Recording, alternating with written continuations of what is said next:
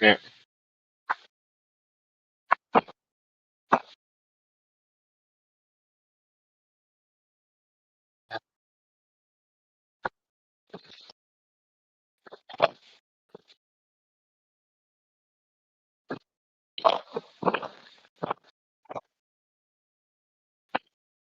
That was almost a good save.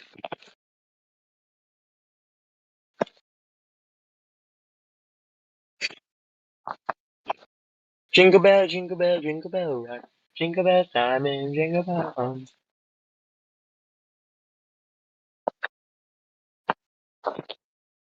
What?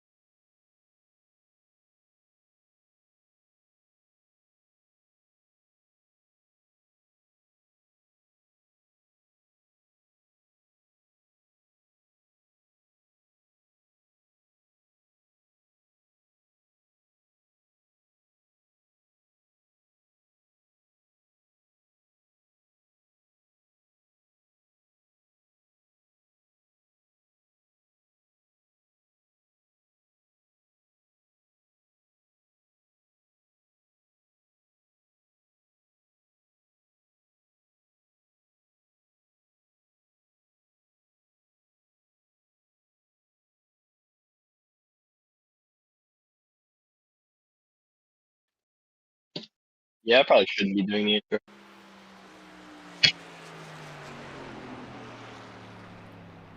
Ladies and gentlemen, welcome to Chicagoland Speedway, where the breeze off Lake Michigan isn't the only thing whipping through the air tonight. The engines are hot, the tempers are ready, and the stage is set for one of the Midwest's fiercest short-run battles. This is the Windy City Whirl 120. Drivers from across the region have rolled into the Windy City, ready to tame the high-speed tri-oval that has humbled the best.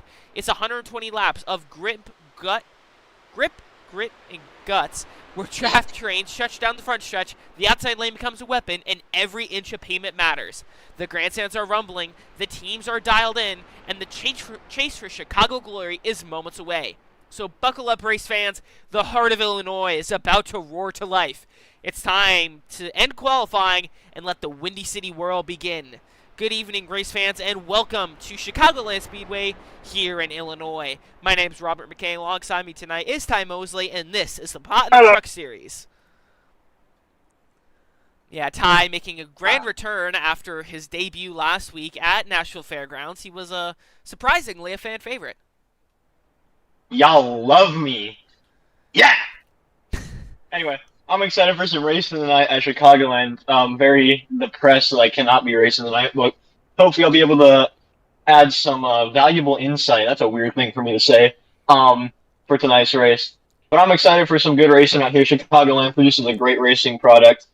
Tires are gonna be um an issue for some drivers, but also it could be a short run battle depending on how many cautions we get. And this race is just kind of unpredictable. The outside line works great, but then you can wear out the tires, and I think the inside is going to be the dominant line on the long run tonight by a mile. Yeah, exactly. Chicagoland is known for that high line really being kind of where the drivers shine, right? That high line is very reliable here, which is kind of rare to see at mile and a halfs like this. And obviously that depends on the car, depends on whatever. But that's what makes Chicagoland unique. Oh, actually, wait. I'm sorry, guys. I forgot about the update. Yeah. From what I've been able to experience, I did the Cup Series race this year. The Highline actually can work very well in the long run. I'm sorry for misspeaking, you beautiful viewers. Um, there's really not a lot of tire wear fall off between the bottom and the top, or not a lot of difference, and the top line can be really good on the longer runs. Courtesy of Charles Wimbley for this information.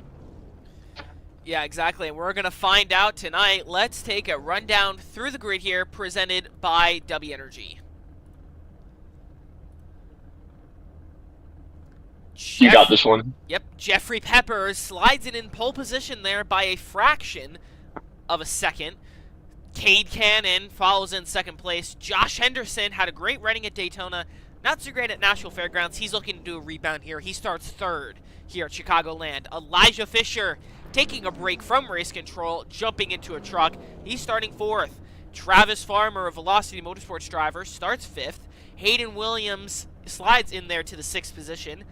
Mike Hauser, his first win, the first win in the Expired Racing League, came here in the Gen 6 at Chicagoland Speedway. He's looking to do a repeat. He starts seventh. Bobby Hadaway in the 88, he starts eighth. Chris Lyotta, after an unfortunate week last week, will start ninth. Rob Wilhoit starts 10th, Aaron Stanton 11th, and Jackson Hadaway 12th.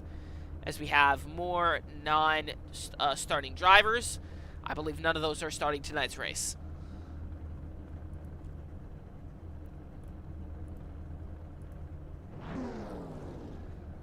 As the pace truck sits there, the driver's grid, we're about to get ready racing here at Chicagoland. Ty, what's your favorite part about this track? Everything. I love it. It's beautiful. I want to smooth to it. Oh. It's just Chicagolandy's best boy. Alrighty then. See, we have the uncanny tie back. Look, it's a great racing product. I've had a lot of fun with it. The last real league race I ever did here was in the, I think, May 22nd of this year. I did BRA at Chicagoland and actually had a really good run going until my PC died. But it's a very fun track. I've had a blast with it. One of the easier mile and a halves, but that also means it produces some really tight racing. So I'm excited for what unfolds here tonight after. Nashville was very entertaining, at least the part that I was there for last week. Yeah, it was. Now, let's talk to some of the drivers here, see how they're feeling tonight after the 20 minutes of practice and the qualifying. First, let's bring up Jeffrey Peppers, your driver on pole position. Hey, Jeffrey, it's the boys in the booth. You got a copy? Yes, sir, I do. Starting there on pole position, how does the truck feel tonight, and what's your pitch strategy heading into this race? Truck feels great. Pitch strategy is, let's see how it falls. No, honestly, it's all about saving tire here.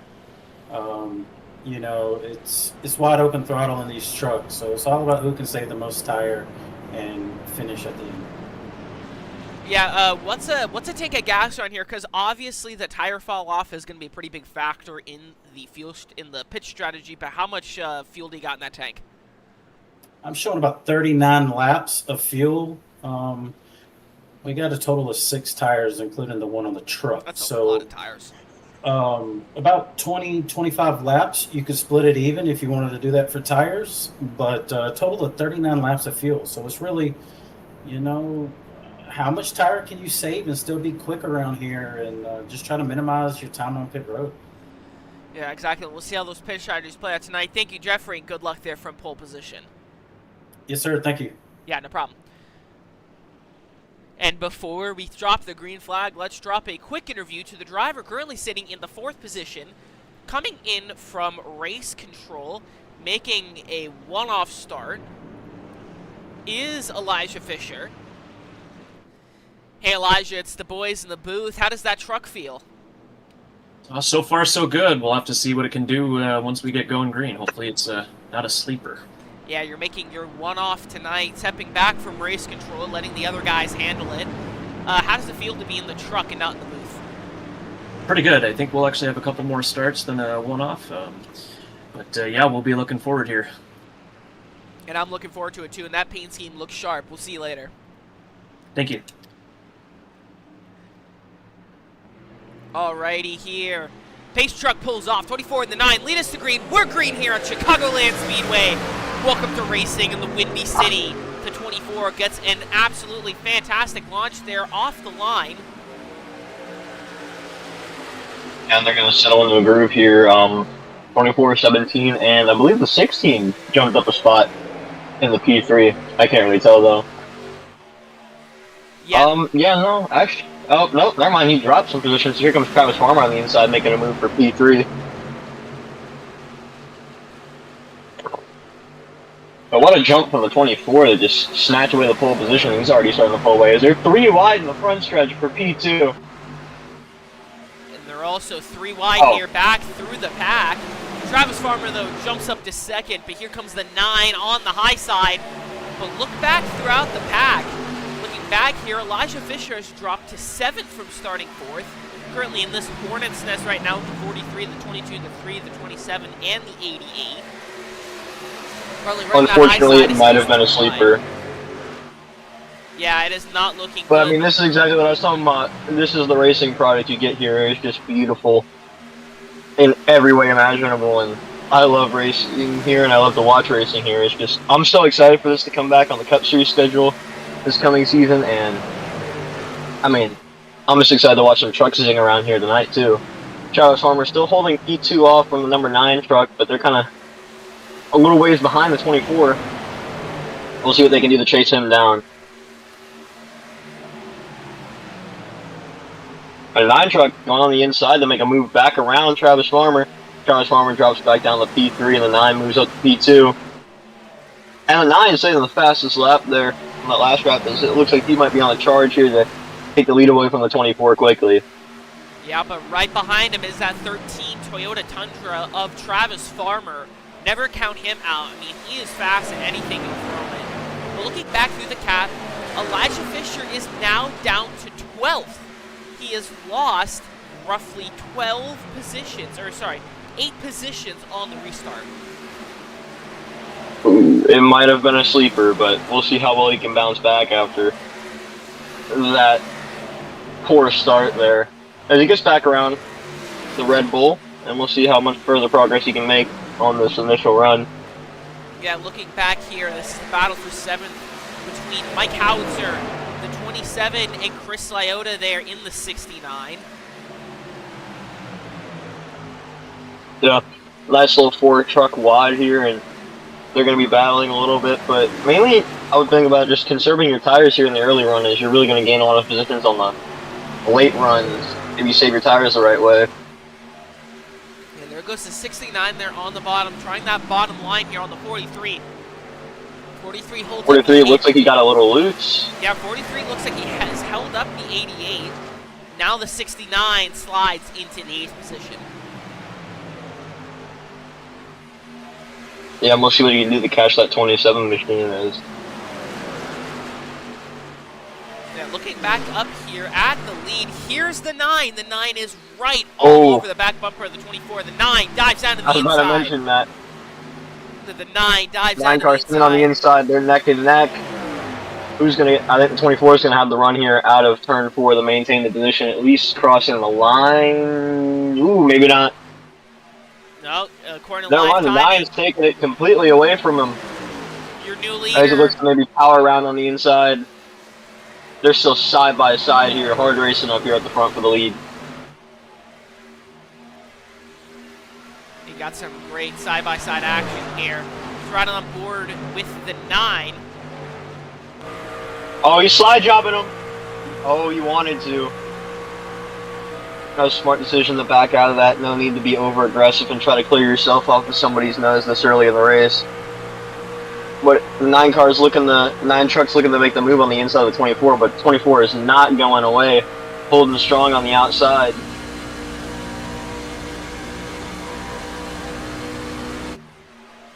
So this really wide shot. They're still side by side. This is now going on the 3rd lap, but the 9 And the 9 car hits the slide job around the 24, but the 24 crosses him back over. Now the 24 is going to be on the inside.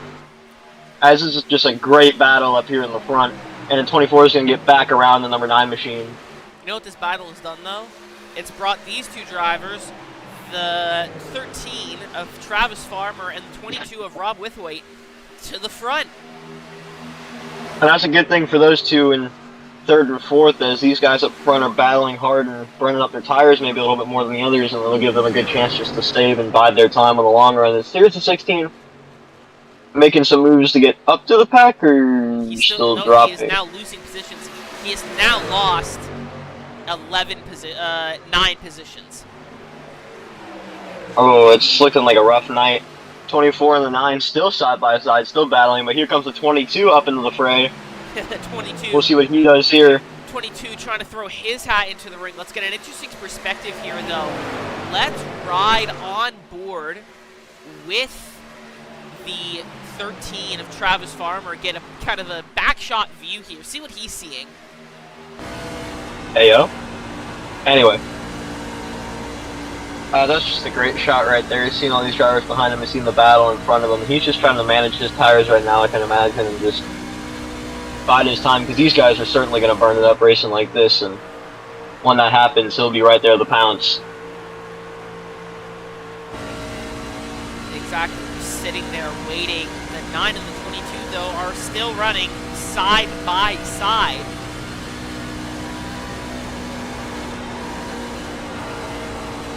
This is just some phenomenal racing up front. 22 really looking like he wants to stick his nose in there, but just not close enough maybe. But it looks like he might follow the 9 car right around the outside of the 24. Has the 24 burned his stuff up, or is he just biding his time and letting these two burn it up in front of him? It might be a combination of both. Obviously, he's stressed about the tire management in his pre-race interview. I honestly think that the 9 and the 22 are just leading him out in pace, but are they burning their stuff up doing that? That's the million-dollar question. I mean, I'd have to say so. I think the 24 truck's making a smart move right now to drop back in the P3 and let those two continue. Most likely, as you can see, the 9 truck already pulling away. I believe the 9 maybe burned up his tires a little bit too much. But on the 24, I'm going to stay right here with the 22. Unless the 22's burning their stuff up too much. But probably try to stick, right around Travis Farmer and the guy behind him and save his tires. Travis Farmer, I know, is great at saving his tires for the long run. And it looks like they're just trying to settle in here for the long run. Ooh, getting really close to the wall there at 24. Someone else is struggling, though. We'll go back to him. Is Elijah Fisher. He now sits in the 14th position. He has lost 10 spots since the drop of the green flag 15 laps ago. It's just been a rough start for Elijah Fisher. It hasn't been rough for As here comes the 22, though. making a move on the inside of the 9 car, or 9 truck. And they're side by side now, battling hard. 9 truck's able to power back around the outside, but I'm sure the 22's waiting again to stick his nose back in there. Maybe not this corner, but the next one. As he's running right up by that wall on entry and kind of coming down a little bit, but getting some good runs. They're almost 3 wide behind them for P3 between Travis Farmer, the 24, and the number 3 truck. As there's a hornet's nest back there behind these leaders.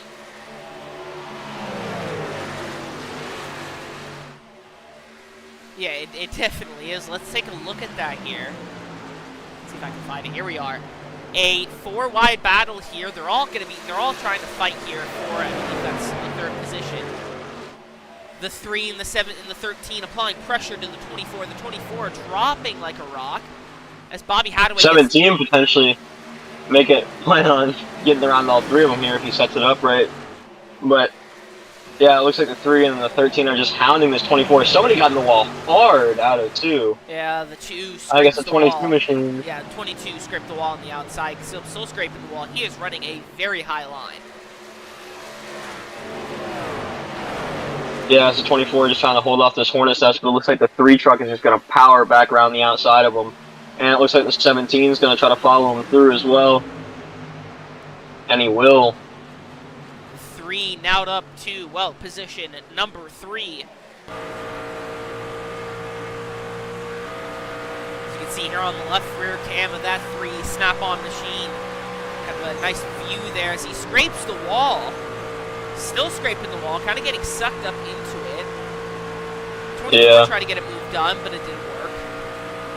The 24 has just maybe burned his tires up fighting too hard with that number 9 machine for the lead. And hurting him here on the long run on quite a bit. Yeah, I think that's exactly it. As he's now losing a spot to Travis Farmer. Travis Farmer now in the 5th position, and it looks like also the 27 might concede position. But back here, and I've been watching here on my timing screen, there's been a battle in the back of the pack here. This is 8th position between the 88 and the 69. They've been going back and forth for now a few laps. Looks like we just missed it though. Yeah. As Elijah Fisher. But I'm sure we'll get some more battles throughout the field. It's, like I said right here, Elijah Fisher and the 23 going at it for P15. It looks like he's going to maintain P14. He'll hold off, as looks like the 14 is coming down pit road. No, the 24 coming down pit road for 4 fresh Goodyear tires. Which could he's trying to undercut it. I mean, this is the strategy that I would pull with him. Is I think I would pull in the situation where I burn my stuff up. Is try to undercut it and then save hard on the next run and try to even it out. Yeah, it looks like our suspicions were right. It looks like he just did burn up his stuff. Going back to the leader here, Cade Steel Cannon now leads by about 1.6 seconds. Good tire management so far. As the 24 said in this pre-race interview, we have about 39 laps of fuel. So if he can save his tires up, you could pretty much make this a 3 or 4 stop race. Yeah, and that's exactly what I think he's planning to do, and it's very easy to save your tires for a 40-lap run if you know how to do it the right way, and he's got enough of a gap where he's not going to feel any pressure to push any harder. And here's the 27 putting pressure on the 13. This is the battle for the 5th position. Currently side by side, heading through turns 3 and 4, and just ahead of them is the 22 and the 17. Also battling side by side as the 17 completes the pass. Yeah, and I think that 22's just got quite a bit of damage, maybe wheel damage on that right front side. It looked like he got into the wall hard out of 2 a few laps ago, and he's getting passed up by these guys. But he's doing an okay job of holding them off with what I assume to be some pretty nasty damage. But the 17 powers back around the outside of him as the 27 looks to follow suit, and the 13 sitting not far behind. Yeah, exactly. Let's ride on board the blimp cam here. I think the 22 just smacked the wall again out of 3 and 4 right before we cut over. Looking at the blimp cam, there's nobody. Oh. Yep. Cade Steel Cannon has built up about a 2-second lead. So on board the blimp cam here, you can't see anybody else. They go back to 2nd. Oh, and there they are. Yeah, welcome to the Goodyear tire testing sessions brought to you by Chicagoland Speedway.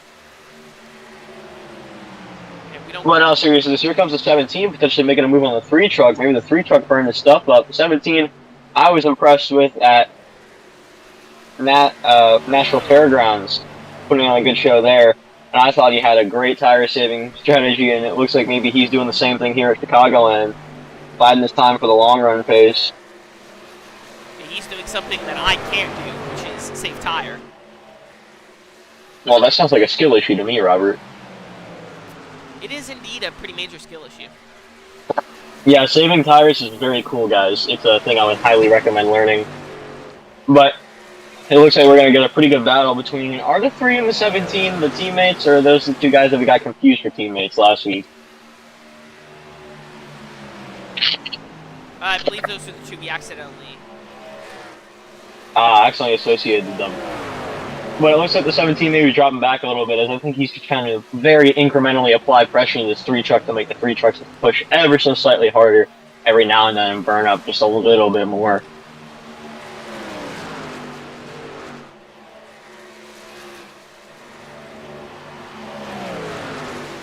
But it's been a knock on wood, pretty green flag race so far, and no cautions yet. And we're approaching the 30 lap mark. And you jinxed it. Quarter of the way into this race. No, I didn't jinx it yet. Yep, no, you jinxed it. You 100% jinxed it. Well, I mean, would you not be interested in the caution? No, I like this kind of clean green flag racing. Stop jinxing it. No. As Cade Cannon extends his lead out to about 2.1 seconds, not really gaining a whole lot of time, but the 3 now has the pressure of the 17. So maybe the 17 will push the 3 into a mistake and further that gap between second and lead. And P2 and P3 are starting to pull out a pretty big gap between P4 and P5, and Travis Former sitting there in P6 still, I believe, a little ways behind that third group. Yeah, as you see, 4th and 5th position here, doing a kind of side-by-side battle, the 22 and the 27 fighting. This is for the 4th position. As Elijah Fisher has gained 2 spots, finding his footing, and is now passing the 12, and he's up to 11th. Elijah Fisher on the comeback drive, we'll keep an eye on him. Looks like maybe he was just saving his tires for the long run and doing a really big save job, as he's just absolutely gapping these guys now. Or the drivers ahead of him just pushed too hard and now they have nothing left. So you ride well, gotta be positive. It's a combination of both, most likely. That's what I believe, and we're going on board with the leader, Cade Steele Cannon, as he looks to maybe put on a potentially just dominant performance here tonight. But it's still early on in the running, but he has definitely dominated this early running. Yeah, as you see here, obviously the telemetry data as far as gas and brake isn't 100% accurate. He's not completely letting off, but it kind of shows you the foot of him flipping that gas in and out, looking right there going in the corner. Really good line that the 9 is currently running, which has allowed him to extend his lead to about 2.4 seconds. Not only watching the throttle and not only watching the blips in the throttle, but looking at the wheel input, he's putting almost nothing into the car and just using the throttle to rotate it up on that high side, and that's where he's saving the tires on everybody else as he's extending his lead ever. Well, slowly but surely extending that lead. Yeah, and it's going to be interesting to kind of see if this line is what's going to carry him to the win tonight, because, I mean, no one's really been able to get close to him in this stint here, so it's going to be interesting to see. Yeah, definitely, but right now, if I'm him, I'm just going to relax, save my tires, and start figuring out what lap I'm going to pit on, as we are definitely approaching that window of 39 laps on the fuel. Yeah, we are, and who's going to be first? Is the leader going to try to undercut everyone else? Or are we going to have a lot of varying strategy here, trying to see whoever can kind of undercut who? Who's going to try to undercut who?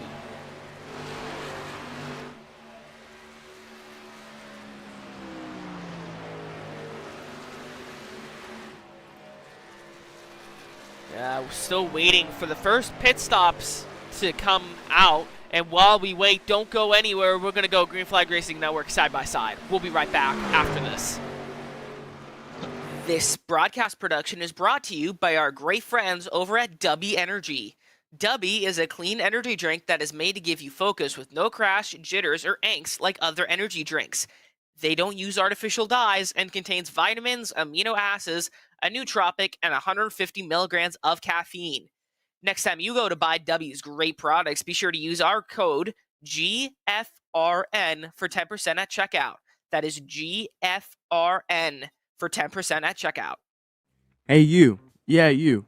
Are you tired of endlessly scrolling on trading paints trying to find that perfect paint scheme but it never seems to be there? Well, I got the solution for you. Griffin Race Paints. Griffin Race Paints just did a massive price cut. And also, for the rest of the year, you'll also be getting a 45% off discount, GRP45. Always remember, Griffin Race Paints adds an extra 200 horsepower to your hot rod. Griffin Race Paint, where design meets performance. The Inspired Racing League Cup Series. One last gas down to the bottom. Hauser down to Blind Mike. Hauser takes Chicagoland and his first win in Inspired. Where the best of the best duke it out every week for that sweet taste of victory. Another caution right now would change everything. Oh, speaking of cautions, there they go. God's almighty damn. Ty Wilson. Where legends rise and underdogs thrive. And hard, buddy, you got permission to burn it down for the 7th time this season.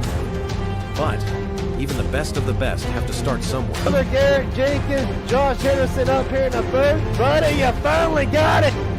This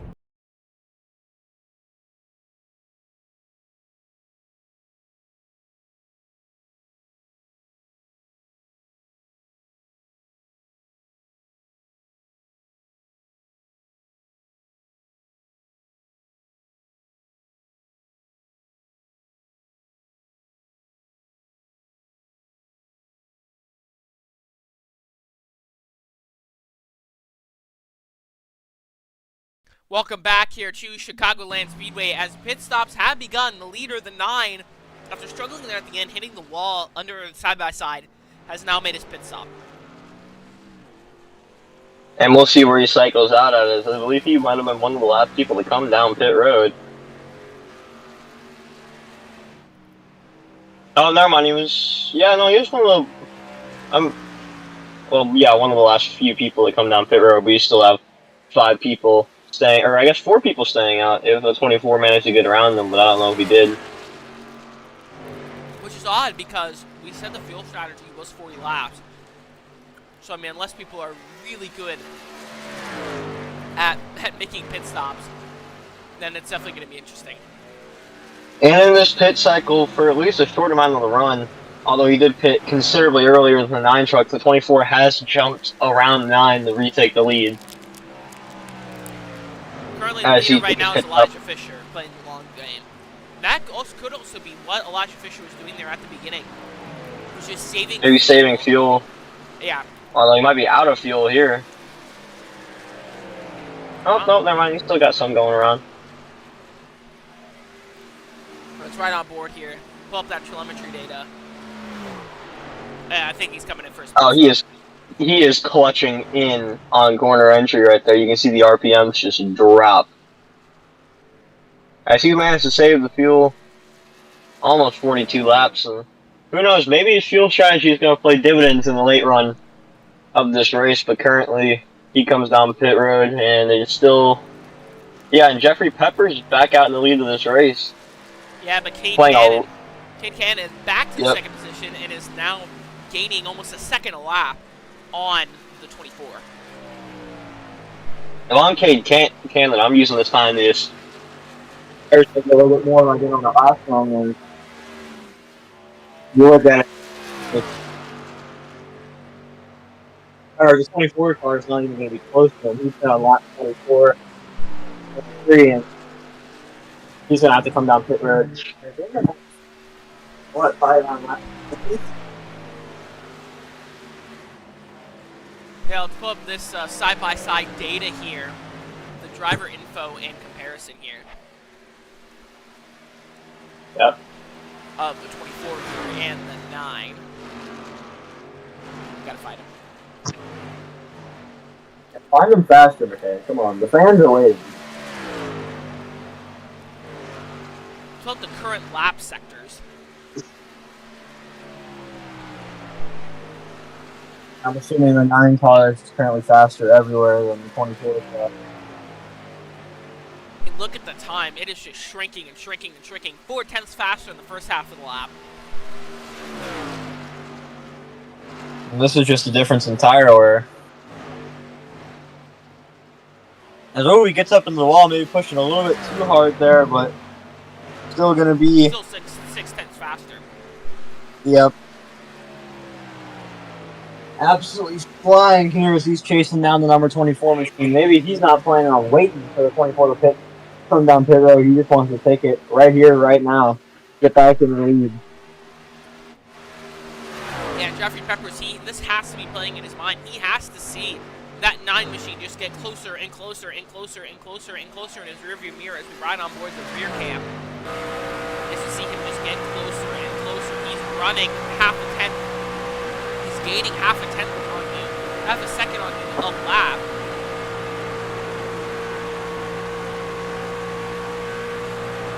As I believe there's a glitch in the timing order. Yeah.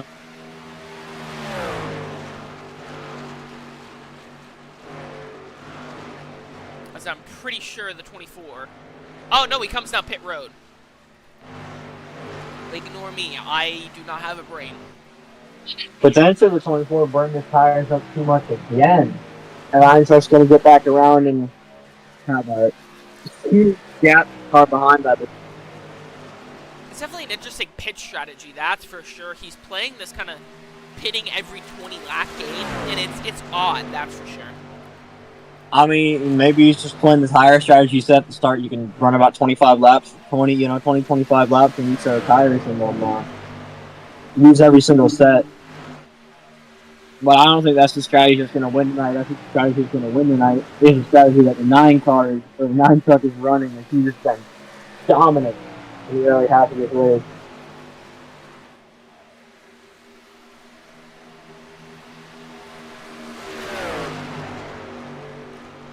Yeah, that 9 out in lead by about 3 seconds. I mean, there's no one really that's able to top him tonight. He just seems to have the better pitch strategy, the better pace. As you see the 16 trying to unlap himself. You know, I just think here he's got a little pressure tire on the 9 truck. I'm just going to let him go. Don't want to battle with him and burn out my stuff and just continue to relax out here. And, continue to run my race. Because clearly whatever he's been running has been working. City. As you're breaking up a little bit here, the 16 gets the pass done. He now overtakes the 9. My greatest condolences, Mr. McKay.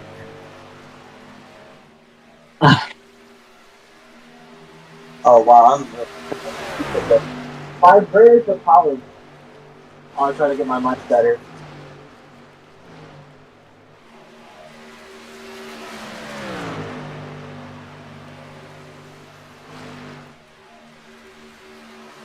Yeah, that 9 just really keeps extending his lead here. Quite impressive here from Cade Cannon.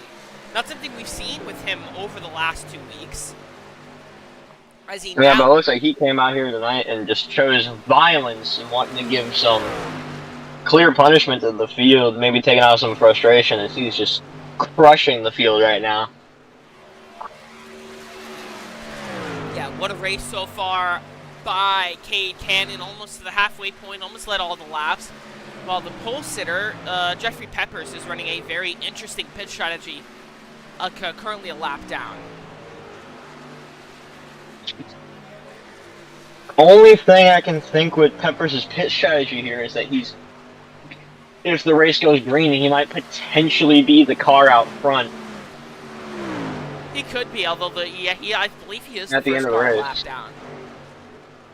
Yeah, he could potentially, like he did on that previous run, be the car out front, even if it's only for 5 laps, but that being potentially the final 5 laps of the race. That's really the only insight I'm seeing on Pepper's strategy, and who knows, it might work out, but if the 9 truck just continues his strategy, he's going to be well ahead of the 24 machine.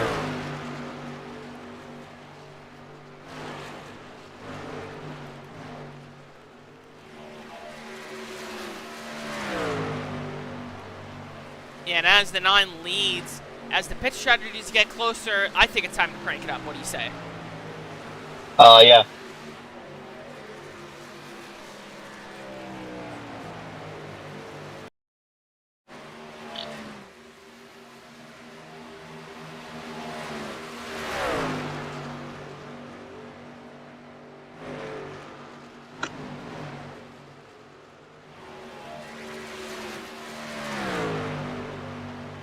Are we cranked up? Nah. You can crank me up.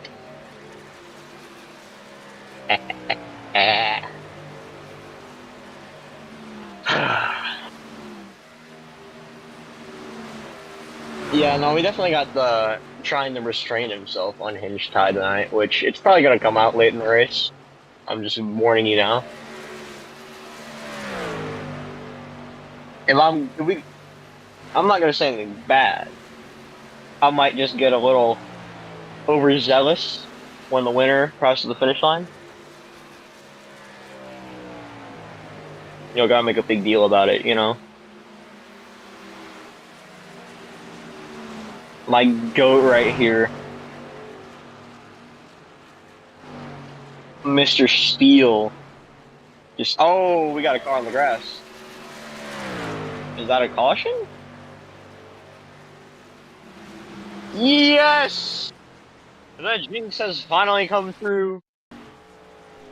And the commentator's curse finally happens. Caution out here at Chicagoland for the 23. Let's get that replay.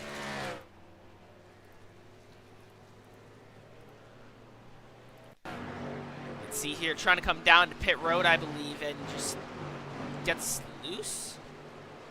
Yeah, maybe too hard on the brakes or something, and just... Oh, hits loose. The 24! Oh, that is a heartbreaker for the 24. Let's rewind. Although maybe he didn't get that much damage.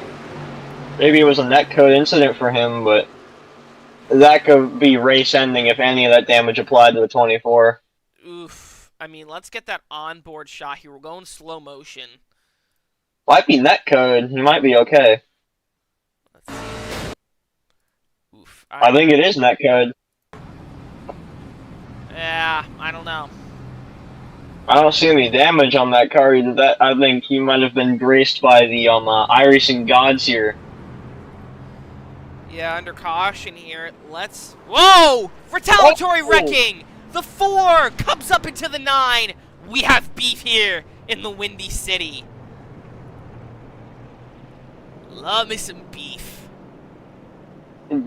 I have no idea what the 9 truck would have done to the 4 truck at any point in this race to deserve that kind of retaliation. So, let's see here. Let's pull up the 4.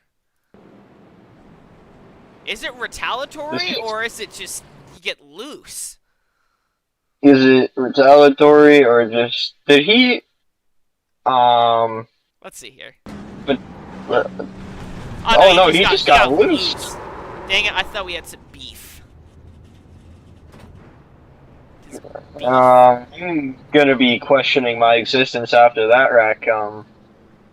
Hopefully not too much damage from the 9 truck, as that could be a heartbreaker from what was looking like to be a pretty dominant route to victory. And this caution definitely throwing a wrench in his plans as well as...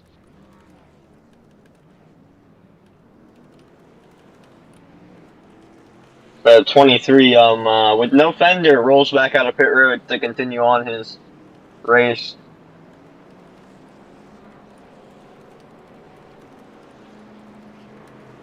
Fenders are just propaganda anyway. You don't need them. Trying the new experimental aero package brought to you by NASCAR. Yeah, you see, so we got a little bit more drag on the inside, so it's going to create a little bit more rotation. We also have the camber on that left front tire. It has some great cooling here, you know. Really get the airflow of that tire, and it should keep his tires nice and cool throughout this race. And someone I do want to talk to, though, is that, is the 4, the other Red Bull car. Get his opinion, see what exactly happened there. Let's see if I can find him here. I don't know if he's in a channel or not. He is. Let's bring him in, get his interview here. Christian Coffee, it's the boys in the booth. You got a copy? Yes. Okay, so what exactly happened there under caution? At first, it looks like you had some beef there with the 9, but upon review, did you just get loose there on the apron? Yes, it was telling me to pass all the cars, and then it said stop, not to pass the car, so I slowed down and it just lost it. See, I thought we had some juicy beef on our hands. No, I wasn't doing nothing like that. At first, it looked like that because we didn't see you there on the apron. We just saw you come up and slam into the 9. But how's the car been tonight? I haven't really seen you a lot. Been kind of just hanging in there for most of the race. Yeah, I'm just trying to stay out of people's way for the most part. Struggling with the car tonight? Somewhat, not really. I'm just trying to stay out of the leader's way and not hit anybody. I didn't mean to slide sideways right there. Yeah, exactly. Really interesting wreck there. Thank you for your advice. As the green, thank you for your input, not advice. As the green flag flies here, there's the 4. Let's jump over to the leaders, though. As Aaron Stanton takes the lead. The third new leader of tonight's event. Elijah Fisher, hopefully not going to lose as many positions as he did, as he gets cut off there by the 22. Going back here towards the front. Here comes the 3 on the bottom. This is the battle for the lead here on lap 61 of 120. We're officially halfway through. Yep. And it is just a hornet's nest up here at the front for the lead, with the 2 more dominant cars of this race being towards the back of the field. It leaves it wide open for somebody to maybe take control of the run, as it looks like the 3 truck wants to, as they're 3 wide behind him. Here comes Chris Liotta up into the mix up front. We haven't seen him up here all night, as Mike Hauser looking to make a move to the inside of the 27. Somebody hit the wall. It looks like Mike Hauser is going to get the move done on the 27 in the 1 and 2. And slide up into P3. Oh, that's very narrow. Very tight slide job there, but a great move from the 43 to get up in the P2. We'll see what he does to potentially chase down this 3 truck. That is your new leader. Somebody, smacks the wall behind.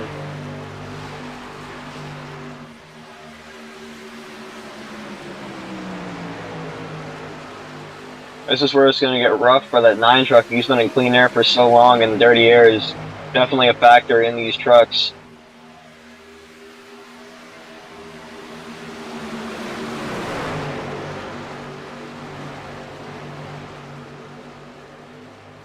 As they're 3 wide between the 69, 27, and the 9 briefly, it's getting squirrely up in front of them. The 17 trying to hold P3 off from Chris Liotta and the 69. It looks like he will for the moment, as he kind of cuts the nose off the 9 with the 9. Goes back up to the high side to potentially try to make a move, but Chris Liotta defending this 9 truck for P4 right now. And the 17 looking to the inside of Mike Hauser to make a move for P2. And I believe he will get it out of turn 4. 17 trucking up in the P2 now. Chasing down the leader of the leader. And it looks like maybe he's going to go for a move on the inside of the leader now in the 1 and 2. 17 truck potentially putting on a charge here, but he'll slot back up right behind them out of turn 2. But he does not look like he's trying to be patient at all. He's trying to get to that lead spot quick. And here comes the 9 truck looking to the inside of the 17, trying to get that lead back that I think was pretty much just stolen from him between the caution and the unfortunate incident with the 4 car. As he looks to power around the 17 on the inside, and he will do it off in the turn 1 and 2. And he is right behind the number 3 truck, looking to make a move to get back into the lead. Yeah, go me. I did such a good job. Maybe the 3 truck pulling away a little bit, or the 9 just conserving his tires right now. But he is following that 3 truck with a lot of trucks behind him.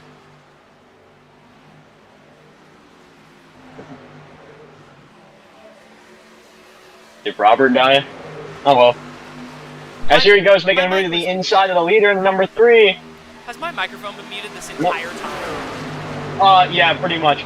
9 truck shooting to the inside. He's gonna make a move for the lead out of turn 4, and he will have it. The 9 machine back in the lead here, passing the 3 truck. Okay, so thank you for covering. I have been commentating this entire time. Not realizing that my mic was muted. What do you mean? I am the draw here. How long was I muted? Oh, probably about this whole run. Awesome. Thank you. You're welcome. Don't mention this. The 3 truck got back around the 9 car. Well, Robert was very disappointingly distracting me from doing my amazing broadcasting job. But the 3 truck and the 9 truck potentially having a little battle here up front. As a 9 glances low just for a split second, he shoots back up to the high line. It's the GC switchback, the crossover, out of turns 1 and 2, the 9 truck setting up a move on the inside again, going into turns 3 and 4, but the 3 truck drops his nose and gets loose, trying to clear himself off the nose of the 9, and he hangs on to it and potentially checks up the 9 truck a little bit as these two are racing hard for the lead, and it looks like Mike Hauser just smacked the wall there in P5. But the 17 truck, don't count him out. He's here, and we have a 3-car battle and a dogfight here for P1 at Chicagoland in the Windy City. Yeah, exactly. That 9 all over the back bumper of the 3, but here comes the 17 trying to throw his hat into the ring. He's been kind of just he's been hanging back kind of all night long. Not exactly a dominating force, not exactly a guy that's been out front, but it's a guy I've been keeping my eye on because he's always just there. He's been waiting for his time to strike. Could that time be now? Lap 72 of 120 here at Chicagoland. And the racing is heating up quick as this is a very entertaining dogfight here up front. And this reminds me of a race concept for Chicagoland, and this fits the name great. Race name, the Windy City War Zone. And it's definitely a war zone out here tonight as they are going back and forth, throwing some punches out here, trying to get around each other for the lead. And the 17, looking to the inside of the 9, kind of forces his nose in there. He's going to make a move off in the 1 and 2 on the inside, and he's going to clear the 9 machine. Great move there by the 17. As I said, he's been sticking around, but now is the time to move. He is now moving. He is on the back bumper of the 3, but here comes the 9. Trying to throw his hat back into the ring.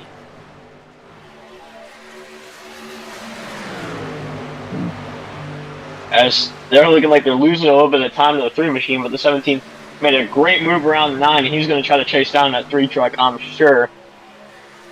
The 9 truck fading a little bit here is potentially maybe the track conditions changing as it gets rubbered up, and he doesn't have the same pace he did at the start of the race. As here comes the 27, looking to make a move back around the 9 machine to get back up in the P3, and he will as he goes to the inside to the tri-oval and in the 1 and 2. Can he get the move done and get back up in the P3 himself? Dives down low. He is driving it on in there and gets right up below the 9 truck. He's got the nose on him, but the 9 with the run on the outside is going to hold the position for now just by a nose. But the 27 diving it back down in the 3 and 4. And it looks like he might be able to get the move done on the 9, sliding up, and he performs a slide job. As the 17 gets loose and smacks the wall, that opens the door for the 27 to maybe even climb up in the P2 now, as he's going to blow the doors off the 17 in the 1 and 2, and the 9 truck trying to follow suit. And the 27 rushing through the field potentially to chase down this 3 machine. Maybe he's just saved his tires the right way, and he is on a charge right now. Yeah, exactly, but we still have 50 or 60 laps to go. So you got to play it safe. You cannot burn up your tires. This with so many laps left to go. A lot of these guys, I'm trying to make it to lap 90. Or if somebody's going to will to risk it, maybe lap 85. But 85 to 90 is where I would pit. That puts you well into the fuel window, even with some overtime. And that'll give somebody a chance to potentially win the race on a gutsy pit call under green flag pit stops. Yeah, but the 27 looking to make a move around the 3 truck. He goes to the outside to the tri-oval. In the 1 and 2, they're going to be side by side. Yeah, with that pit strategy, though, can you save enough tire? That's the $1 million question. You can make it on fuel, but can you make it on the tires? And the 27 powers around the 3 on the outside, coming out of turn 2, and he will take the lead back after losing off the restart. Yeah, as I said, with the pit strategy that you set, can you make it on tires? It's not just fuel. I think 30 laps is the threshold where they're going to be able to play around with the tires a little bit and be comfortable on the fuel. That's where I would be most comfortable running. It gives these tire savers just enough time to really get into a groove, and it could potentially give people who aren't that great at tire saving a chance to burn them up, run away, and just kind of try to hang on. But the 27 getting around the 3 car, but the 3 truck not going away as he goes back to the inside, trying to make a move around the 27, but it looks like 27 is finally going to shut the door on him and start building the gap, as they have just pulled away from P3, which is number 9. Looking back here at this hornet's nest, looking back here through the pack, here comes the 43 around the 9, someone we haven't seen all day, the winner last week at Nashville Fairgrounds, my home track, and personally my favorite. How about Elijah Fisher up here in P6 after that horrendous first run of the race? Yeah, great recovery drive by him. Looks like he just didn't find his footing there in the beginning, but now has found his footing and is now battling up here at the front. It's a great side-by-side battle between the 9 and the 43. They're neck and neck for that third place position, but it looks like the 43 might get the better of them. That inside line has been very dominant in the passing game, especially here in 3 and 4. As they get so close and they touch. That opens the door for 50. Elijah Fisher to try to make a move on the inside, but he wisely backs out of it, and the 43 is going to get around the 9. No, he's not. And if I'm the 9 truck, I'm not going to be very happy with that move. I understand it was aggressive racing, but just back out, man. We still got 38 laps to go. Yeah, but they're battling here for even just P3 in this race. That shows you how much these guys want, and the 9 truck sends it back around the inside of the 43 as he rips the bottom. Not enough room as almost slides up in the 43 as this is a dogfight for P3 right now. And Travis Farmer and Elijah Fisher just waiting, biding their time right behind them. Travis Farmer to the outside of the 9 machine, has the 9 burned up in his tires. Just a little bit too much. Maybe the 43 has, as you see him get into the wall. As he tries to go to a 9 into the wall! Turned himself off the nose of Elijah Fisher, and the caution will fly at Chicagoland. It was too tight. He couldn't fit it in, and the caution comes out. Let's get I can make a really good joke about that, but... Oh my god. Anyway. Let's pretend I didn't say that. Just a little bit of desperation there from the 9 machine. Trying to fit it into a spot that he shouldn't have. Racing hard, must have burned up his stuff. Just trying to hang on to any bit he can and just hooks himself off the nose of the 16. Yeah, you can see just a hole that was never going to work. 9 goes around. Doesn't hit anybody else. Caution flies. Lap 84 out of 120. Let's talk to the man who the 9 spun the nose off of. Let's talk to Elijah Fisher. Elijah Fisher, welcome back to the booth. A little bit of contact there with the 9, just a hole that he couldn't fill. I don't know. I mean, I could have lifted. There was kind of part of me that was thinking, like, you know, I thought I saw him bobble or something in my head was telling me he was going to pick back to the left, but it just didn't happen. And I mean, I hate it for Cade too, but it's a tight window, and late in this part of the race, position's kind of everything. So, I mean, I hate it for him, but he should be back out there. I don't think he was heavily damaged. No, it didn't really look like it. A lot of cosmetic damage, that's for sure, but hopefully he can get that fixed. Something I wanted to ask you, now I get the chance, is that the first run, you fell off hard. You were down about 11 positions, but this run you've been really strong, up into the top 10. What changed? First part of the run, we were kind of thinking there was going to be some field strategy, and I think that still would have applied, but obviously we just didn't get to see it. Made a little bit of some bad calls on just either if I was going to commit to saving or not, and we just weren't really pushing too hard, just trying to see where tires and everything were at. But I made the wrong plan. I'm lucky we got that caution earlier. Yeah, exactly. And what is the fuel strategy here going forward? Because obviously this kind of throws a wrench in the plans. Yeah, I think we'll be good till the end of the race here, so it's going to be interesting to see just exactly what ends up here. Yeah, thank you for coming into the booth. Good luck for the rest of the race, and hopefully we'll see you out front and for the win.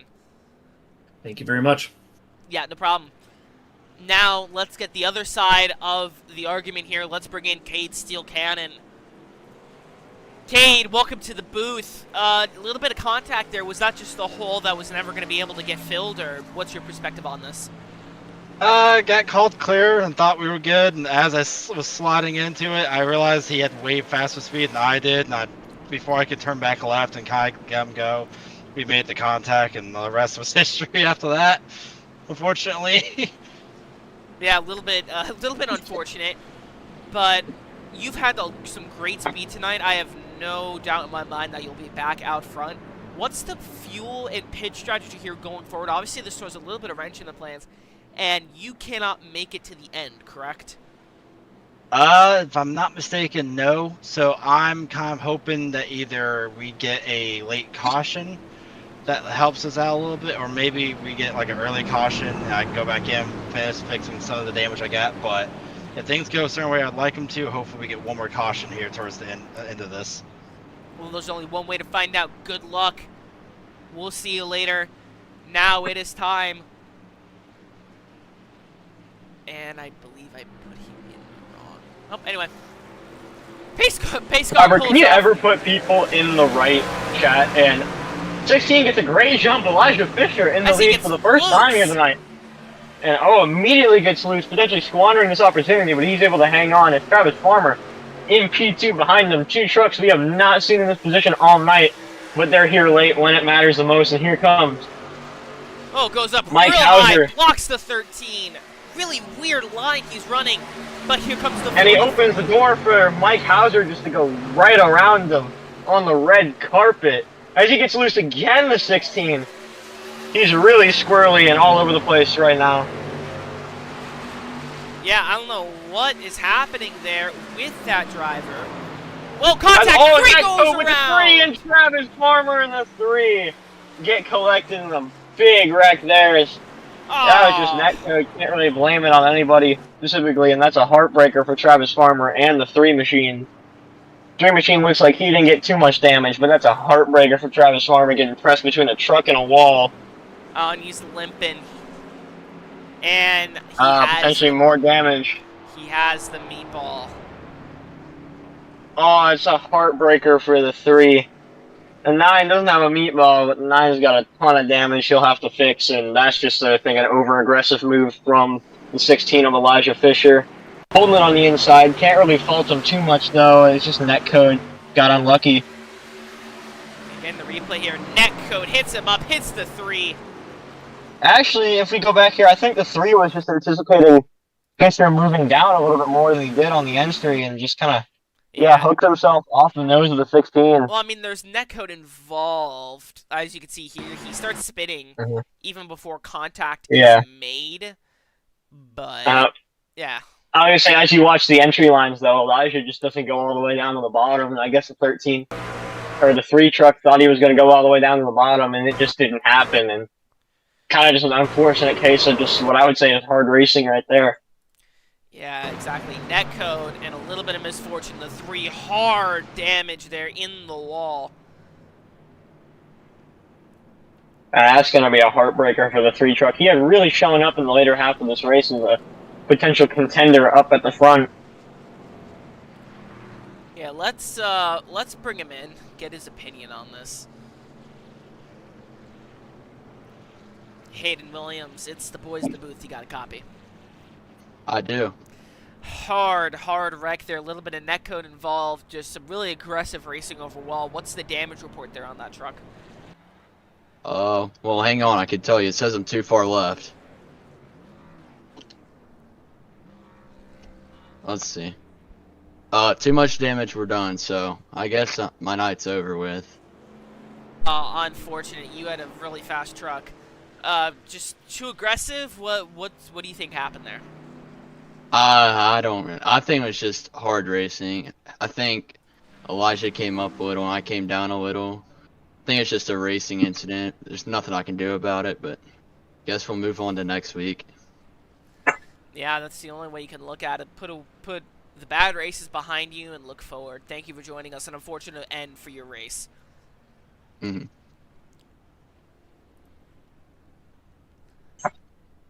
Yeah, unfortunate way for the 3 to end his race. 13 also sitting on pit road. Let's bring him in, as his race might be over too because he has left his voice channel. Unfortunate end for both of those drivers' nights. Yeah. That's just a heartbreaking wreck right there. Just hard racing. Everybody trying to be up at the front with 35 to go, and then just not what we wanted to see. But I'll tell you, who definitely is a beneficiary of that is that 9 machine, as he was talking about before, getting over the caution to fix the rest of his damage. And hopefully he'll be all the way fixed up to make potentially a late race comeback drive here in the last 30 or so laps. And he's going to need a comeback drive indeed. Mike Howitzer for the first time tonight, the driver from the great state of Pennsylvania, actually from where I'm from originally, Hazleton, Pennsylvania. Let's pull up his statistics here. Mike Howitzer from Hazleton, Pennsylvania, and that's about it. Hazleton, Pennsylvania, great area. If you know the hit show The Office, shoot it in Scranton, Pennsylvania. It's about a half an hour drive up 81. Great little town, and the food. And pizza, especially. Oh my god, I haven't been able to find better pizza. I know it's random, but the Wilkes-Barre, Scranton, Hazleton area has some of the best pizza I've ever had in my entire life, and I don't know why. Pace truck pulls off. The 43 leads the 17 to green, and we're green back out here in the Windy City. What a jump from Mike Hauser on the outside line. He's going to get a big lead on the field, the 17 and P2, and also Robert. In my opinion, the best part about Pennsylvania is the beautiful, amazing Pocono Raceway. And the Pocono Mountains. By the way, Mike Hauser in the Pocono Mountains? Yeah. No, Pocono Raceway. It's better. That means in the Pocono Mountains. Yeah, I know, but it's still just better than the mountains. Anyway, 17 truck running P2 here behind Mike Hauser, unless Mike Hauser had an incident. Nope. They are really racing hard. The 24 of Peppers looking to get back up into the top 3 late in the race, and they are squirrely and fighting hard behind them. Yeah, looking here, the 17 of Josh Henderson has a black flag. Oh, that's got to be rough for him. Don't exactly Potentially just a false start, or not a false start, but, just jump to restart early, pass somebody on the inside that checked up, and that's just going to be a heartbreaker for him.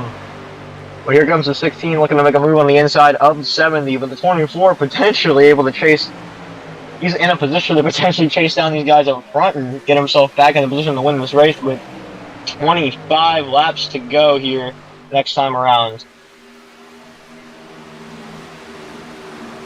Yeah, an unfortunate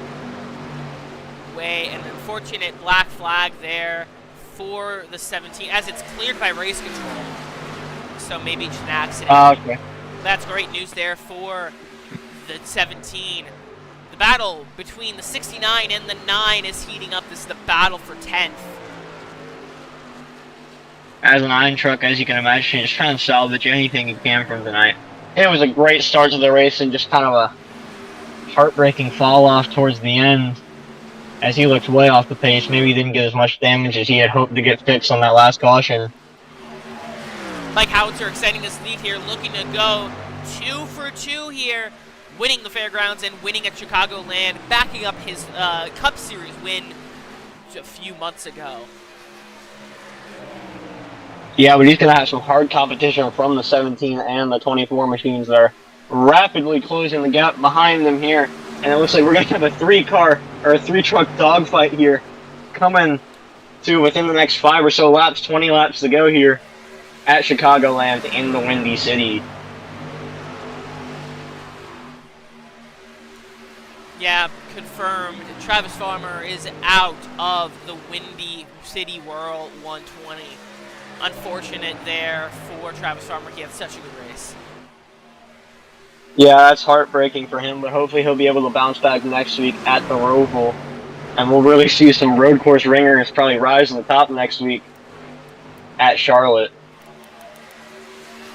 And Travis Armour is certainly one of them. He's very good at the road courses, so we'll hopefully see him next week. Here's the battle for the lead heats up. Here's the 17 and the 43 battling for the lead as we go to lap 99 of 120 here in the Windy City.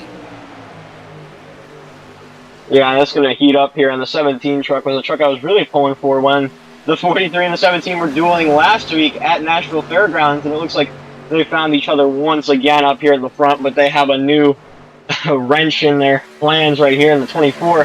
As 24 goes to the inside of the 17, potentially looking for a move on P2, and if he gets a good enough run, he might be able to get both of them in one go. No, not quite a good enough run to get to the inside of the 43, but he will get to the inside of the 17 and take over the P2 position. But he is hot on the heels of the 43 machine on Mike Hauser. Something to keep in mind, though, is he's side by side here with the 43 lead, is he's pitted more than anybody else. He burns through his tires more than anyone else. So is he pushing it that hard, and will we see him kind of fall back in the later run? That's a fair point to bring up, but potentially he's just been doing this burn and go strategy for the whole race, and maybe he's being a little bit more patient. That seems like what it is to me. He's being a little bit more patient on this run than he was on the previous runs. Maybe he finally learned his lesson about saving his tires and we're just trying to bide his time as he goes to the inside of the 43, definitely not biding his time to make this overtake. As he slides up in front of the 43 and makes the slide job for the lead, with the 43 of Mike Hauser cutting right back down below him, and we have a battle up front for that first place position. And the 43 of Mike Hauser powering it back around on the inside as he's going to hit a slide job on the 24. And the 24 is going to go straight back down and cross him back over. And it's just back and forth up here at the front in the 3 and 4. The 24 hoping to make the move and leave the 43 behind him. And it looks like he will power by on that inside line. And as we're paying attention, there's a huge Hornet's nest back here. Saw some smoke, decided to let's take a look back here and see what's going on. That's a beautiful camera shot here, just seeing all the tight racing and all the great racing this track of Chicagoland produces. It is just one of my favorite tracks and one of the better tracks, in my opinion. Does not top Pocono Raceway, but pretty close. Yeah, I don't know. Pocono is my home track, my original home track. To me, over the years, Pocono, there's been some great races at Pocono. My first Cup race was 2021 at Pocono Raceway. 2020 at Pocono Raceway, Kyle Busch won that race without third gear. There's been some memorable races, but at the same time, more recent races have been very just cut and dry. PRA Season 2 Pocono, and you'll understand why I love it so much. But anyway, a 24 truck hopefully trying to, or I guess in his mind, hoping for no more cautions and just a steady time to maintain this lead over the next 17 laps and get out of here with a win from the pole, although it has not been a smooth thought to get back into the lead of this race.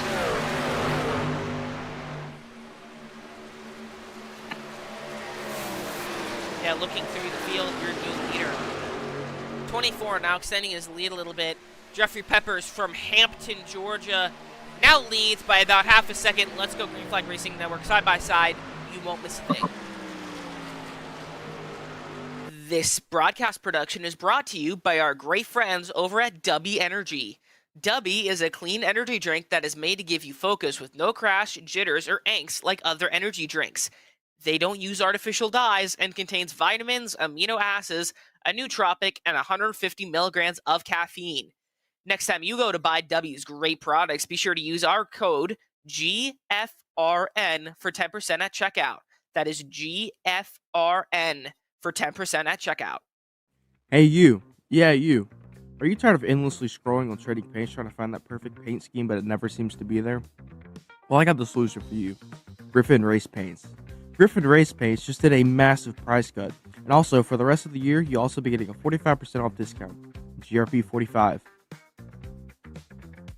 Always remember, Griffin Race Paints adds an extra 200 horsepower to your hot rod. Griffin Race Paint, where design meets performance. the Inspired Racing League Cup Series. Last gas down to the bottom. Hauser down to Blind Mike. Hauser takes Chicagoland and his first win in Inspired. Where the best of the best duke it out every week for that sweet taste of victory. Another caution right now would change everything. Oh, speaking of cautions, there they go. God almighty damn. Ty Wilson. Where legends rise and underdogs thrive. And Harper, you got permission to burn it down for the 7th time this season. But even the best of the best have to start somewhere. Brother Garrett Jenkins, Josh Henderson up here in the booth. Buddy, you finally got it. This is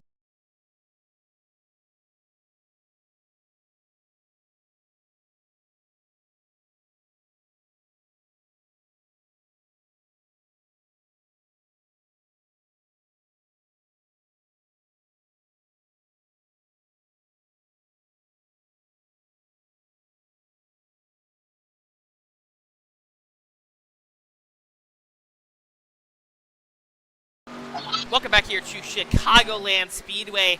So watching the 43 and the 17 here. 17 kind of on the back bumper here of the 43. This is the battle for the second position. And this is exactly what you want to see as that 24 truck in the lead. Seeing the guys behind you applying pressure on each other instead of trying to work together to catch you. And this is just making the victory potentially more and more probable for the 24, the more and more these guys behind them get closer and closer together and try to fight each other.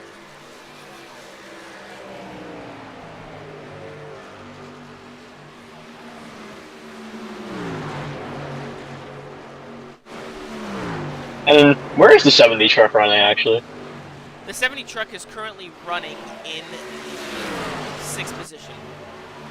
I have to compliment him. I have not seen him all night, and he's, kind of turned it on here when it counts to get inside the top 10, almost in the top 5, but he's chilling. Maybe a good point stay for him, as long as everything goes smooth here to the end for him.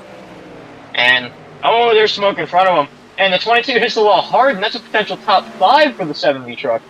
All of a sudden, out of the blue, haven't really talked about him or seen him most of this race, but he's right here where it matters the most, getting a great finish.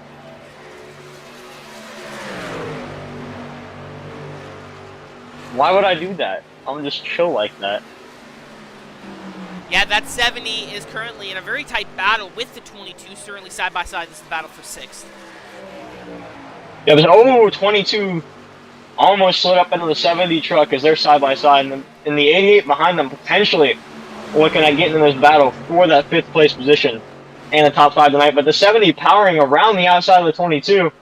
70 moves up in the P5. We'll see if he can hang on to that position to get a good point stay for himself here as the 24 continues to lead out front here with 8 laps to go now. And as the laps tick down, we're 8 to go. And now joining us in the booth, Christopher Rosca. Welcome for joining us. How did the Gaslight Racing League Series late model race out of Oswego Speedway go?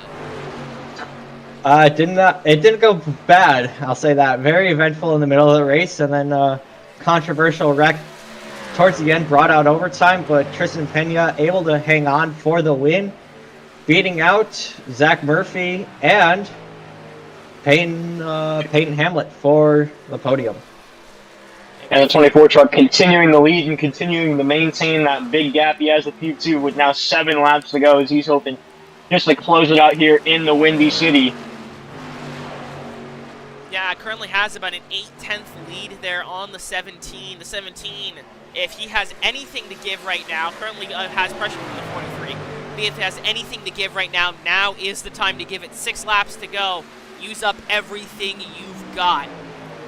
This might be a potential drive for the 17 as he had driven around the 43 while we were having our conversation covering the late model race from earlier, and looks like he's just going to give it everything he's got, as he said, to try to get to this leader of the 24. With the 43 not wanting to give up P2 so easily, he comes back battling with the 17.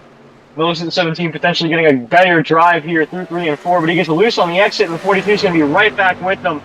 And again, like I said earlier, as the 24, this is what you want to see. You want to see the guys behind you battling, and it just makes the win feel like it's going to come easier and easier. It makes it so much more important that you just run your line and take it easy. But 17 getting the big rep to the 43 now, potentially able to break that draft a little bit and try to go out to the 24 with 5 laps to go, coming to 4 laps to go now. Yeah, the 24. Ugh. Very interesting strategy there at the beginning of the race, burning up his stuff faster than anyone else, but he's dialed it back. He's saved his tires, and it's all paying off. 4 laps to go. Someone who led a lot of laps and led it by a good margin is Cade Steel Cannon, who's about to get lapped after getting involved in that wreck earlier on in the race. An unfortunate end for the 9th race.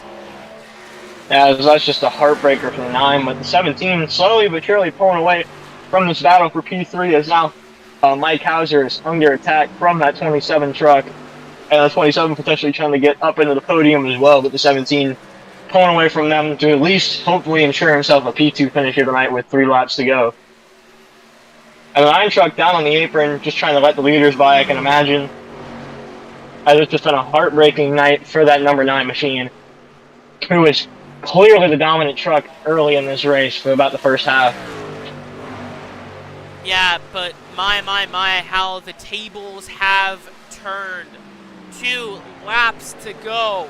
The 24 leading it all by about a second now. That 24, Menards DuPont Chevrolet, started this race on pole. Had a really bad pit strategy there in the beginning, but he's pulled it all together. Saved his tires, and he'll be taking the white flag presented by Dubby Energy. What a race this has been. A great race, a pretty much clean race except for the 2 or 3 cautions that we had.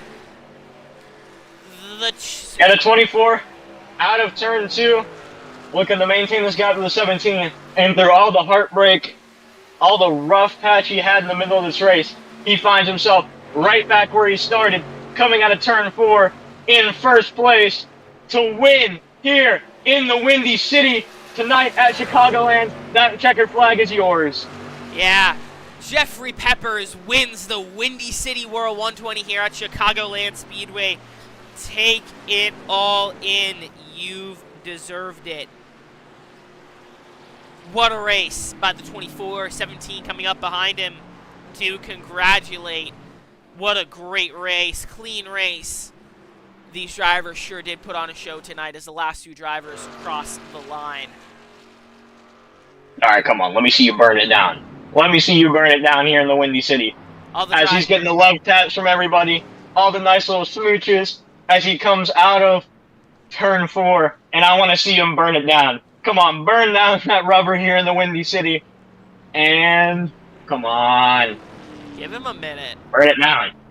No, burn it down. That scene as he's going to park right there on the start-finish line.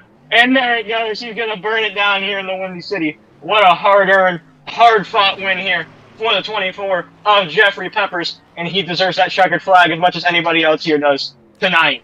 Using whatever he saved there and burning it down. What a burnout, what a finish, what a race. Let's take a rundown through the field here, presented by Manu40 Crafts.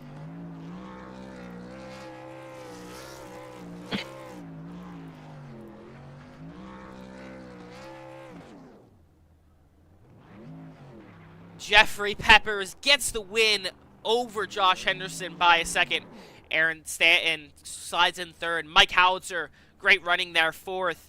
Justin Greenlee, 5th. Rob Wilhoit, 6th. Bobby Hadaway, 7th. Chris Lyota, 8th. A hard-fought race for Elijah Fisher. He finishes 9th. Darcy Haar in 10th. Cade Steel Cannon, an unfortunate end for his race. He finishes a lap down 11th. Christopher Coffey, 12th. And then the rest of the drivers that did not finish. Travis Farmer, Hayden Williams, and Ryan Hiddenlitter.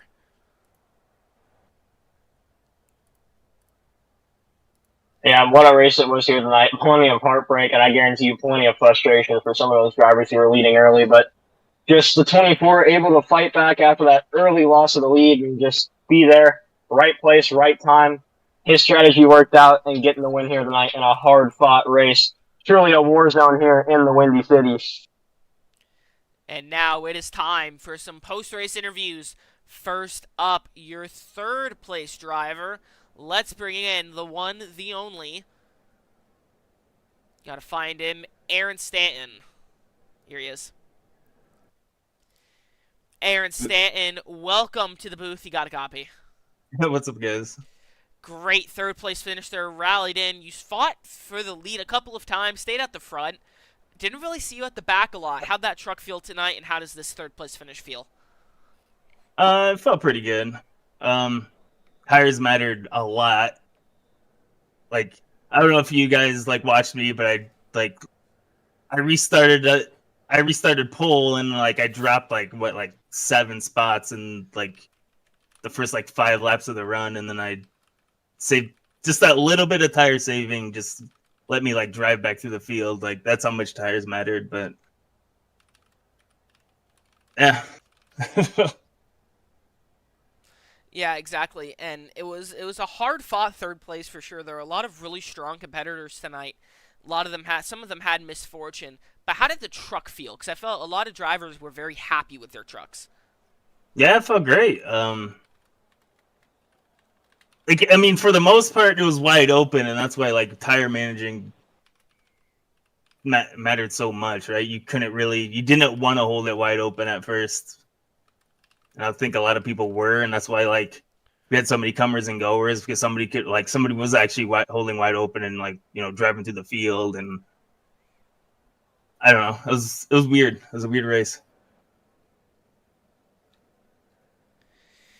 Yeah, it was, and honestly, I thought that the drivers would try to run. I thought the higher line, because you guys kind of ran in the middle. I thought ripping the wall would be the running fast my line. line. Yeah, exactly. Running, I like to call the Rosca line. Christopher Rosca here loves to run, literally ripping the wall, Darlington style. So I'm really surprised there was kind of that middle line that showed out tonight.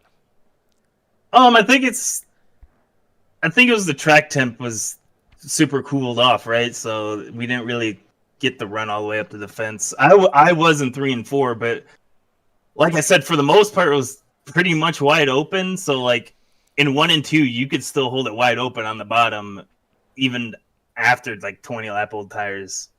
That's why.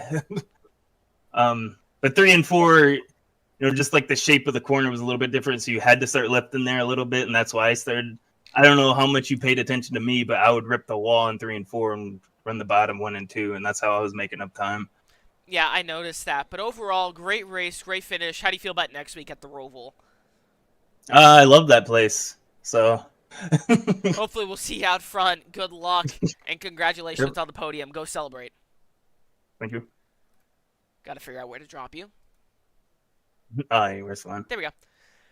Now time for the second place driver, also with a fantastic run tonight here in the Windy City. Let's bring up Josh Hotshot Henderson. Josh, welcome back to the booth.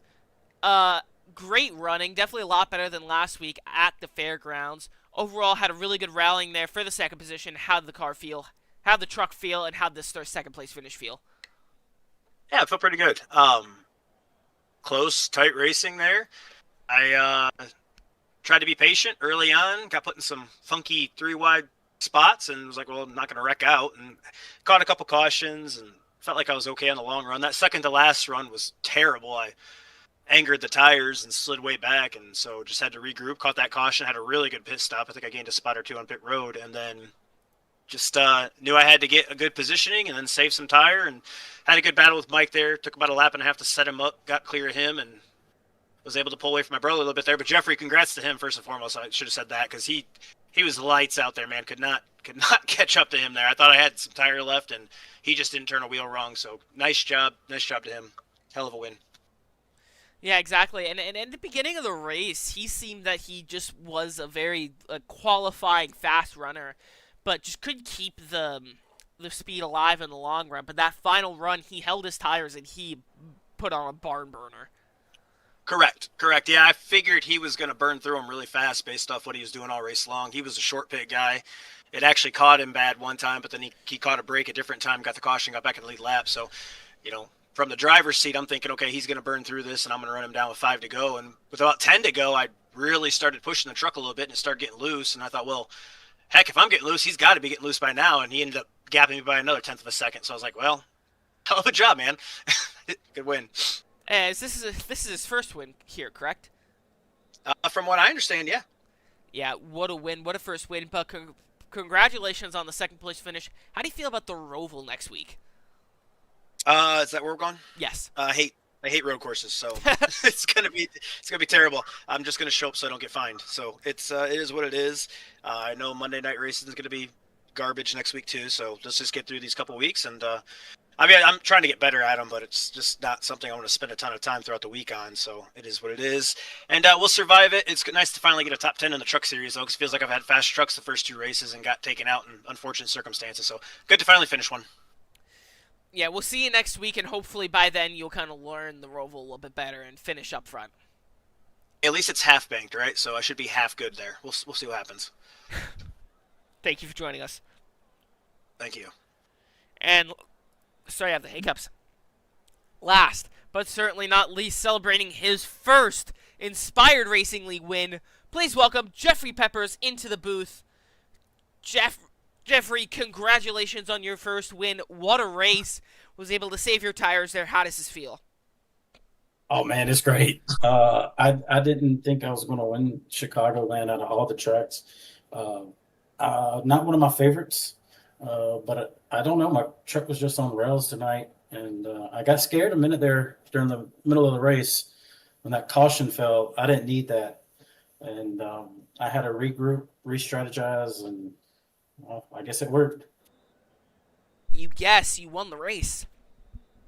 Yeah, I'm still in disbelief that I pulled that off. I can't tell you and the viewers watching how loose my truck was the last 10 laps, and just trying to keep it straight, make sure I hit my corners and not lose any speed. It was tough.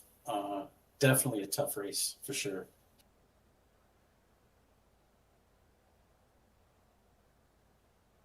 First stretch of that race, were you experiencing the same kind of looseness? Because I felt like you were pitting way more frequently than the rest of the field.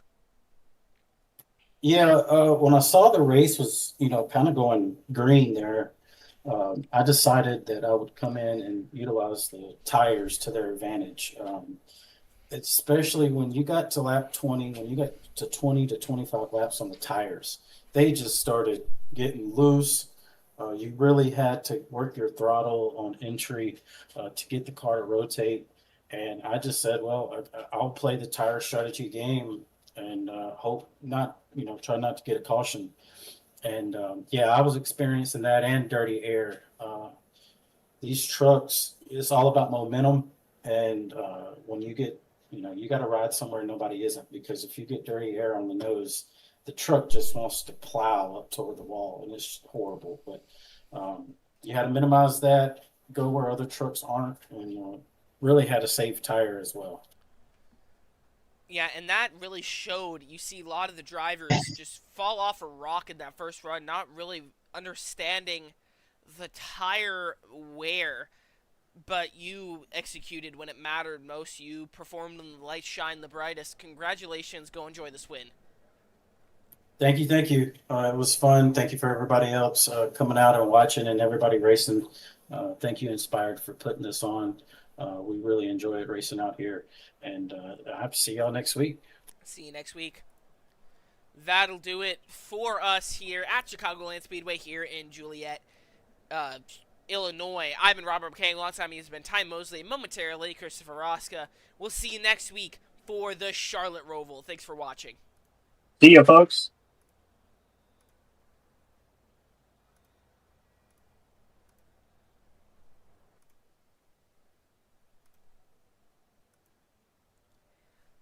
I ended the streams. I made sure I ended the stream.